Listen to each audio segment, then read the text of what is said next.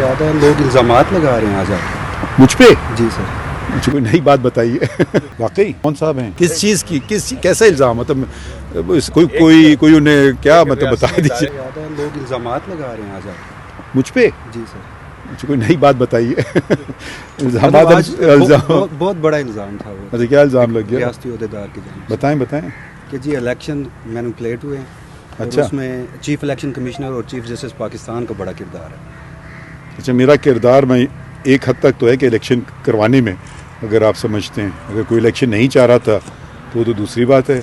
Election तो करवाए ना, वो तो हमने नहीं, हमने हुक्म नहीं दिया था। मैं वाजे कर दूं, आप लोग बार बार ये कहते हैं हमारे हुक्म पे। हमने दोनों जो थे आईनी ओहदेदार सदर पाकिस्तान है और दूसरे इलेक्शन कमीशन ऑफ पाकिस्तान, वो भी एक आईनी बॉडी है, तो उनमें आपस में बहस चल रही थी कि तारीख कौन देगा। तो हमने ये कहा कि आप जाके फ़ौरन बैठिए और इसका तस्फिया कीजिए और तय्युन कीजिए तारीख क्या होगी, हमें आगे बता दीजिए। ये हमने किया कि 12 दिन में वो केस निपटा दिया कि इलेक्शन हो पाएँ, कि ये भाई पारी वो दें मैं दूं। अब इसी बहस में हमारे मुल्क को तो इलेक्शन चाहिए थे, तो वो वहाँ तक तो था। तो किस किस्म का एलिगेशन? सर वो दोनों जो कॉन्स्टिट्यूशनल ओहदेदार थे, यानी आप और चीफ इलेक्शन कमिश्नर, उन पे आज कमिश्नर रावलपिंडी मुस्ताफ़ी भी हुए हैं और उन्होंने कहा है जी कि रावलपिंडी डिवीज़न की जो सीटें हैं वो रिग्ड हुई हैं और उसमें आपका नाम और चीफ इलेक्शन कमिश्नर का नाम लिया गया। तो मेरा क्या ताल्लुक है इलेक्शन से? ये उन्होंने नहीं बताया, बस सिर्फ आपका नाम, कि ये दोनों जो ओहदेदार हैं ये मुलव्विस हैं। वाकई कौन साहब हैं? ये लियाकत चट्टा साहब हैं, कमिश्नर रावलपिंडी, और अभी उन्होंने इस्तीफ़ा भी दिया। अगर उनके पास कोई सबूत है, पहली बात तो चीफ जस्टिस ना सुप्रीम कोर्ट का इलेक्शन से कोई ताल्लुक होता है।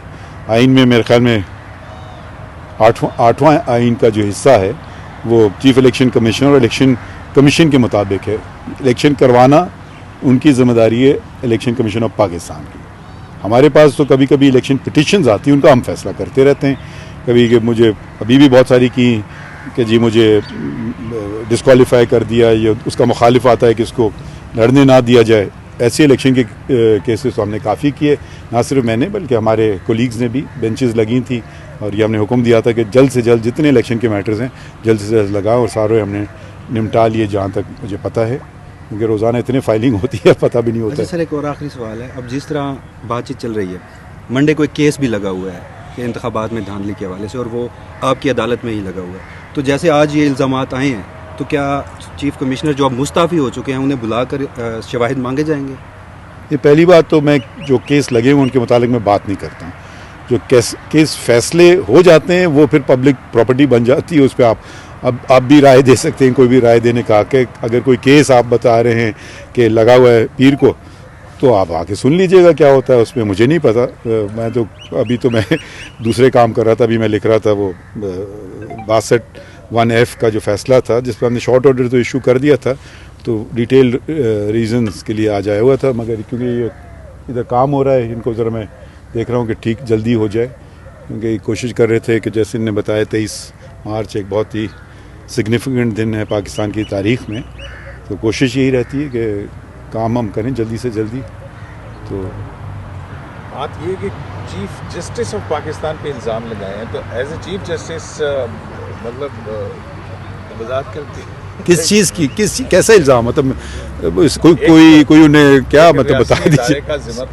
कमिश्नर वो चीफ जस्टिस का नाम लेके इल्ज़ाम लगा रहा है रिगिंग के हवाले से। तो आप उनसे पूछ लीजिए ना, सबूत कुछ है तो बता दें।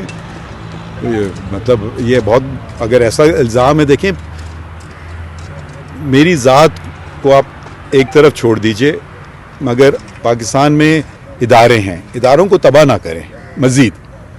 और अब एक तरह से मैं अब इदारे का एक सरबराह भी हूँ, तो चीफ जस्टिस हूँ।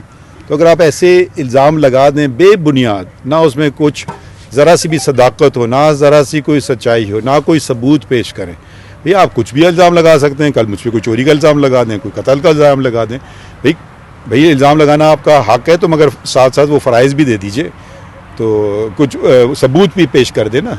अच्छा बुरा की बात में तय्युन होगा, कुछ तो सबूत दिखा दे। पहली बात, मेरा इलेक्शन से तो कोई ताल्लुक़ नहीं है। इलेक्शन जहाँ तक करवाना, एक कोशिश हुई थी कि इलेक्शन ना भी हों, उनको 2 एक नहीं कई हुई थी, उनको भी हमने रुकवाया।